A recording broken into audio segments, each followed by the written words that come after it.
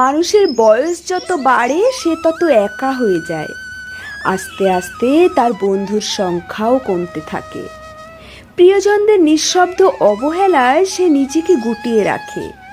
অথচ মানুষের বয়স যত বাড়ে তার তত বেশি ভালোবাসার প্রয়োজন পড়ে। যৌবনে ভালোবাসার মানুষের অভাব নেই।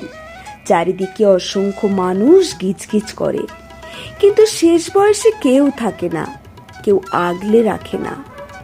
মনি, আমি শেষ বয়সে তোমার হাত ধরতে চাই, তোমায় বুকে নিয়ে আমি মরতে চাই।